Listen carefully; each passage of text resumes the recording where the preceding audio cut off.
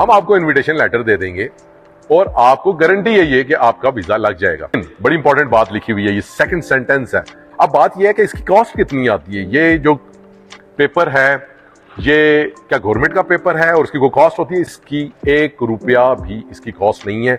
कोई भी रिलेटिव वो भेज सकता है और 1 से ज्यादा लोगों को भी भेज सकता है, इसमें कोई कॉस्ट इन्वॉल्व नहीं है। अब इंपॉर्टेंट चीजें हैं जी कि कौन कौन सी इंफॉर्मेशन होनी चाहिए। जनाब परेशानी वाली बात नहीं है, आप दे सकते हैं, 2 लोग सिर्फ दे सकते हैं। वो वीजा रिफ्यूज भी कर सकते हैं और इवन के पोर्ट ऑफ एंट्री पे आपको वो रिस्ट्रिक्ट भी कर सकते हैं, आपको डिपोर्ट भी कर सकते हैं। अब इसकी फीस नहीं है तो फीस चार्ज क्यों करते हैं ये एजेंट्स? हजारों डॉलर्स ले लेते हैं। अस्सलाम वालेकुम फ्रेंड्स, अजमल कनाडा से। मेरी आज की वीडियो का टॉपिक है इनविटेशन लेटर। कनाडा से जो लोग इनविटेशन पर अपने रिलेटिव्स को बुलाना चाहते हैं तो क्या क्या चीजें लिखी जानी चाहिए उसमें, ये कंटेंट भी आज मैं आपको बताऊंगा और ये भी बताऊंगा कि जो लोग पाकिस्तान इंडिया से हैं वो इनविटेशन लेटर रिसीव कर रहे हैं वो भी देखें कि उनमें वो चीजें होनी चाहिए।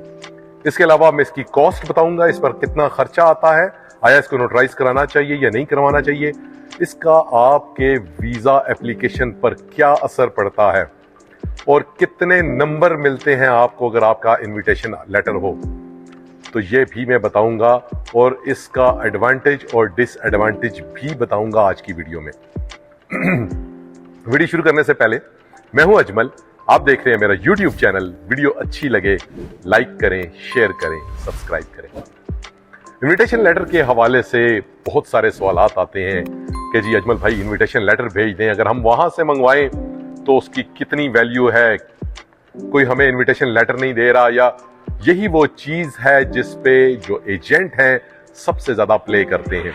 और वो कैसे प्ले करते हैं? सबको पता है कि $100 कनाडा की फीस है ऑफिशियल एप्लीकेशन की, $85 फीस है बायोमेट्रिक्स की, तो $185 बनते हैं। इसके अलावा वो कोई भी एजेंट आपसे या क्या पैसे ले सकता है? वो 100 ले लेगा, $200 ले लेगा, $500 आपसे एक्स्ट्रा ले लेगा अगर पाकिस्तान इंडिया में बैठा हुआ है। तो वो साथ में ये कहते हैं जनाब कि हम आपको इनविटेशन लेटर दिलवा देते हैं। इनविटेशन लेटर आपको गारंटी है कि आपको वीजा मिलेगा ही मिलेगा। तो सबसे पहले तो कनाडा की ऑफिशियल वेबसाइट पर जाके देखते हैं कि वो लेटर ऑफ इनविटेशन है क्या बेसिकली। समटाइम्स व्हेन, जब IRCC कह रहा है, ऑफिशियल वेबसाइट है और IRCC का मैं लिंक भी आपको दे दूंगा इस पेज का। Sometimes when you apply for a visit visa to visit Canada, we ask you to give us a letter of invitation from someone in Canada. अगर आपने मेंशन किया जी कि मेरा कोई बहन है, मेरा भाई है या मेरा कोई क्लोज रिलेटिव है, तो हम ये आपसे कह सकते हैं कि जनाब हमें इनविटेशन लेटर दें। लेकिन बड़ी इंपॉर्टेंट बात लिखी हुई है, ये सेकंड सेंटेंस है, a letter of invitation doesn't guarantee that we will issue a visa। ये गारंटी नहीं है कि ये वीजा इशू होगा आपको। Visa officer assess you to decide whether you meet the terms of Canada's immigration law और नॉट। आप पे डिपेंड करता है कि आपकी एप्लीकेशन कितनी तगड़ी है, वो टर्म्स एंड कंडीशंस पे पूरा उतरती है, कनाडा का इमिग्रेशन लॉ पे पूरा उतरती है तो वीजा दिया जाएगा, ये गारंटी नहीं है। अब इंपॉर्टेंट चीजें हैं जी कि कौन कौन सी इंफॉर्मेशन होनी चाहिए। पहली बात यह है कि कोई भी बंदा दे सकता है, कोई भी शख्स जो कनाडा में परमानेंट रेजिडेंट है या उसके पास कैनेडियन सिटीजनशिप है वो ये लेटर इशू कर सकता है।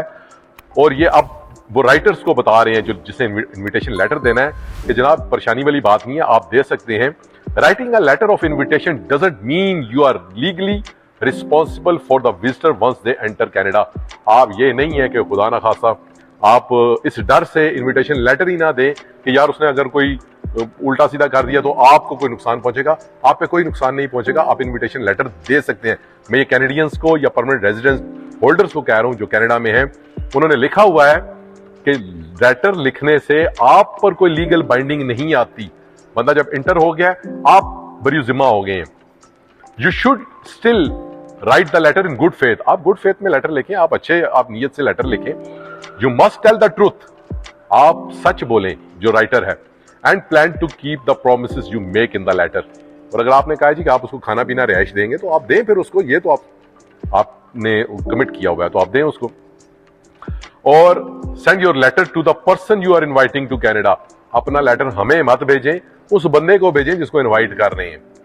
ये फिर बता रहा हूं कि send your letter to the person you are inviting to Canada, उसको भेजें, हमें मत भेजें। कुछ लोगों का कंफ्यूजन ये होती है कि यार वो IRCC को भेजेंगे। The person must then include the following things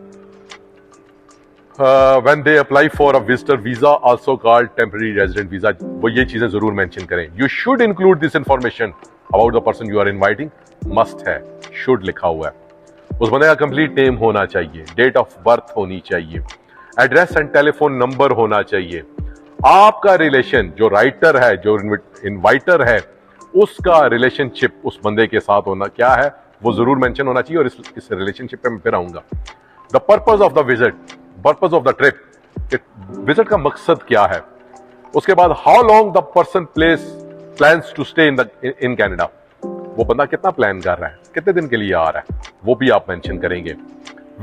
where the person will stay, कहां रहेगा, and how he or she will pay for things, और वो अगर कोई खाने पीने के लिए कोई आपको पैसे देगा या वो क्या टर्म्स एंड कंडीशंस होंगी, ये भी आपने मेंशन करना है। When the person plans to leave Canada, और वो कब वापस जाएगा, ये भी आपने मेंशन करना है। अब दूसरे नंबर पे, अब जो इनवाइटर है उसने जिसको इनवाइट कर रहा है उसकी इंफॉर्मेशन देनी है, ये लाजमी है, ये भी शुड लिखा हुआ है, मस्ट करनी है, समझे। उस बंदे का complete name, date of birth, address, ये अब उसने अपनी डिटेल्स देनी है कि भाई कंप्लीट नेम, अपना complete name, date of birth, address and two telephone number in Canada, जो भी उसका एड्रेस है और टेलीफोन नंबर है कनाडा का, ये भी उसने लाजमी देनी है। फिर बता रहा हूं, complete name, date of birth, address, telephone number, अपनी जॉब टाइटल भी देना है। ये नहीं है कि बंदा फारिग है, कुछ नहीं कर रहा, तो वो जो है वो बंदे को इनवाइट कर रहा है।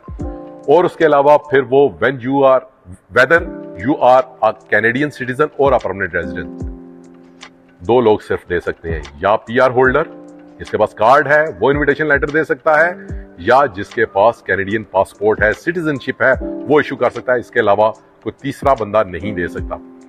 अ photocopy of document proving your status in Canada, आपने अपना डॉक्यूमेंट साथ लगाना है, अपना बर्थ सर्टिफिकेट है अगर आप कनाडा में पैदा हुए हैं, अगर आपका सिटीजनशिप कार्ड है तो आप सिटीजनशिप लगा देंगे, PR कार्ड है तो PR कार्ड लगा देंगे आप साथ में, अगर आपके पास कोई इंडियन स्टेटस है उसका कार्ड है आपके पास वो लगा देंगे। और साथ में आप अपनी डिटेल्स जो डिपेंडेंट हैं फैमिली की, आपके जो यहाँ पे लोग रहते हैं जो आप पे डिपेंड कर रहे हैं, आपके बच्चे हैं, आपकी बीवी है, उनकी डिटेल्स भी आपने साथ में शेयर करनी है। अब मैं आता हूं उस पॉइंट पे, एजेंट कहते हैं जनाब कि हमें इतने पैसे दे दें, हम आपको इनविटेशन लेटर दे देंगे और आपको गारंटी है ये कि आपका वीजा लग जाएगा। उन्होंने कैटेगोरिकली मेंशन किया हुआ है कि आपका रिलेशन क्या है। अब दो ही सूरतें हो सकती हैं कि जो एजेंट है वो या तो आपका कोई रिलेशन नहीं शो करेगा, वो कहेगा जी दोस्त है, तो उसकी तो वैल्यू ही कोई नहीं है, उसका तो कोई रिलेशन ही नहीं है आपसे, तो उसको आप इस तरह समझ लें कि अगर 70 नंबर चाहिए आपको, कोई 1 नंबर मिल सकता है, आधा नंबर मिल सकता है, 2 नंबर मिल सकते हैं, इससे ज्यादा उस कागज के टुकड़े की कोई औकात नहीं है। और दूसरी सूरत में वो ये करेगा कि वो आपको वहां से लेटर खुद अपना इशू कर देगा अगर वो कनाडा में बैठा हुआ है, और आपको कोई अपना रिलेटिव शो कर देगा, अपना कजन शो कर देगा। अब उस सूरत में वेरीफाई होता है, याद रखिएगा, जो नंबर लिखे होते हैं उस पर वो फोन करेगा आपके रिलेटिव को जिसने इशू किया हुआ है, उससे 2-4 सवाल पूछेगा, तो आपको झूठ का जो भरम है ना वो खत्म हो जाएगा, क्योंकि वो 2-3 सवालों से ही ना, मैं बड़े इंटेलिजेंट होते हैं इमिग्रेशन ऑफिसर, 2-3 सवालों से उसको पता लग जाएगा कि आप दोनों का कोई रिलेशन नहीं है, और आपको वो वीजा रिफ्यूज भी कर सकते हैं, और इवन के पोर्ट ऑफ एंट्री पे आपको वो रिस्ट्रिक्ट भी कर सकते हैं, आपको डिपोर्ट भी कर सकते हैं, और आप पे बार भी लगा सकते हैं, बैन भी लगा सकते हैं। तो ये नहीं करना चाहिए। अब बात यह है कि इसकी कॉस्ट कितनी आती है। ये जो पेपर है ये क्या गवर्नमेंट का पेपर है और इसकी कोई कॉस्ट होती है? इसकी कोई कॉस्ट नहीं है जी, एक सिंगल पेनी भी इसकी कॉस्ट नहीं है। एक आम से पेपर, कंप्यूटर पेपर पे कोई भी निकाल सकता है जिसके पास परमानेंट रेजिडेंसी है या जिसके पास कैनेडियन सिटीजनशिप है। इसकी 1 रुपया भी इसकी कॉस्ट नहीं है।